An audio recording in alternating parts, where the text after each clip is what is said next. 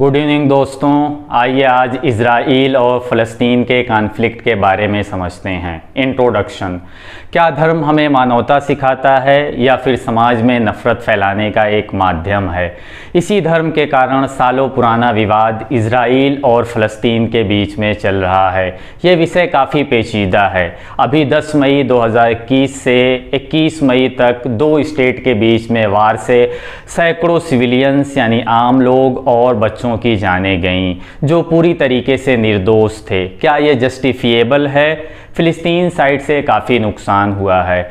उनकी दर्द की दास्तानें किसी भी यातना से परे हैं। इंटरनेशनल लेवल पे यह मुद्दा दो हिस्सों में बंट गया है। कुछ कंट्री फ़लस्तीन के साथ है तो कुछ कंट्री इज़राइल के साथ है। ये मुद्दा किस कारण से शुरू हुआ, यहाँ पर कौन सही है कौन गलत है, आइए इस वीडियो में मसले को सरल भाषा में स्टेप बाय स्टेप समझते हैं। इज़राइल और फ़लस्तीन की करंट सिचुएशन समझने के लिए हमें बैकग्राउंड की कुछ कंडीशन को समझना पड़ेगा। What is Palestine?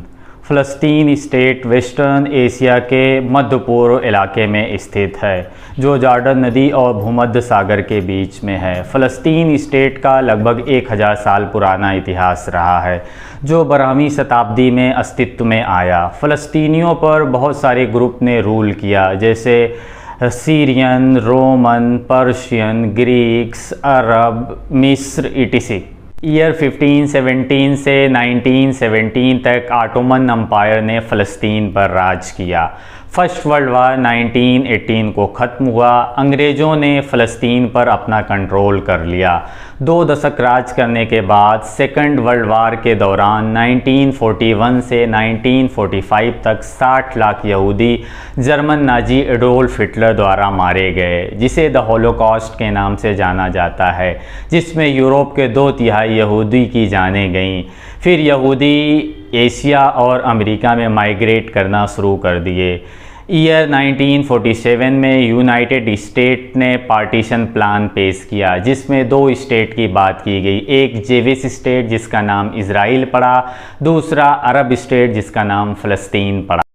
The partition of Palestine and 1948 Arab Israeli war. Partition plan के 1 साल के अंदर ही अरब साइड के देश जॉर्डन, इराक, सीरिया, मिस्र और लेबनान ने आज़ाद इज़राइल का विरोध किया। 1948 को अरब इज़राइली वार शुरू हो गया। इसमें काफ़ी स्ट्रगल के बाद 14 मई 1948 को एक नई स्टेट इज़राइल का जन्म हुआ जिसके पहले prime minister David Ben Gurion थे। इसमें ऑलमोस्ट इज़राइल की जीत हुई जिसने फ़लस्तीन के लगभग 2/3 हिस्से पर कब्जा कर लिया।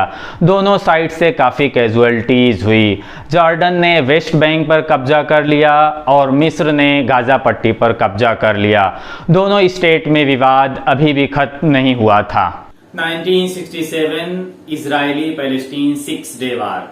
28 मई 1964 को PLO पैलेस्टीनियन लिबरेशन ऑर्गेनाइजेशन एक राष्ट्रवादी संगठन बना जिसका मकसद था फ़लस्तीन की आज़ादी। 1967 6 डे वार फिर से शुरू हुआ। इसमें इज़राइल ने फ़लस्तीन के काफ़ी हिस्से पर कब्जा कर लिया। इस वार में इज़राइल के साथ अमेरिका भी था। वेस्ट बैंक के काफी हिस्से पर इज़राइल ने कब्जा कर लिया। गाजा पट्टी पर भी इनडायरेक्टली अपना कंट्रोल स्थापित कर लिया। West Bank territory western Asia का एक रीजन है जो ईस्ट में जॉर्डन से, साउथ वेस्ट और नॉर्थ में इज़राइल से घिरा हुआ है। गाजा पट्टी साउथ वेस्ट में मिस्र से 11 किलोमीटर दूर और इज़राइल बॉर्डर से नॉर्थ और ईस्ट में स्थित है जिस पर करेंटली हमास ऑर्गेनाइजेशन का कब्जा है। हमास फ़लस्तीन का एक राष्ट्रवादी संगठन है। इसको Canada, European union, Israel, Japan और यूनाइटेड स्टेट आतंकवादी संगठन मानते हैं, जबकि ब्राज़ील, रसिया, चाइना, नॉर्वे इसको आतंकवादी संगठन नहीं मानते हैं।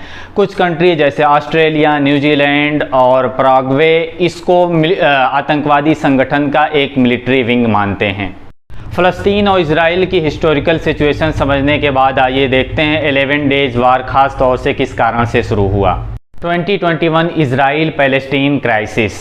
कहते हैं करंट वायलेंस शेख जर्रा के मुद्दे से शुरू हुआ। शेख जर्रा ईस्ट जेरूसलम का एक रीजन है। शेख जर्रा में 6 फैमिली को उनके घर से बेदखल करने का मामला इजरायली सुप्रीम कोर्ट में चल रहा था और फैसला इजरायली गवर्नमेंट के सपोर्ट में आने वाला था। इजरायली चैनल 12 के अनुसार फ़लस्तीन के लोग इजरायली पुलिस फोर्स पर पत्थरबाजी करने लगे। उनके अगेंस्ट में इजरायली पुलिस फोर्स ने अल अक्सा मस्जिद पर रमज़ान के दिन टीयर गैस, रबर बुलेट और स्टन ग्रेनेड फायर करना चालू कर दिया, जिससे फ़लस्तीन साइड में काफ़ी कैजुअल्टीज़ हुई। हमास ने 4360 रॉकेट इजराइल पर दागे। इजरायली डिफेंसिव सिस्टम आयरन डोम काफ़ी मजबूत होने के कारण ज़्यादातर रॉकेट हवा में ही डिफ्यूज़ हो गए, जिससे काफ़ी कम नुकसान हुआ। फिर इजराइल ने गाज़ा पट्टी पर एयर स्ट्राइक करना शुरू कर दिया, जिसमें एक 13 मंजिला बिल्डिंग मिनटों में ध्वस्त हो गई। गाज़ा पट्टी में काफ़ी नुकसान हुआ। करीब 256 फ़लस्तीनी में 70 बच्चों की जान गई।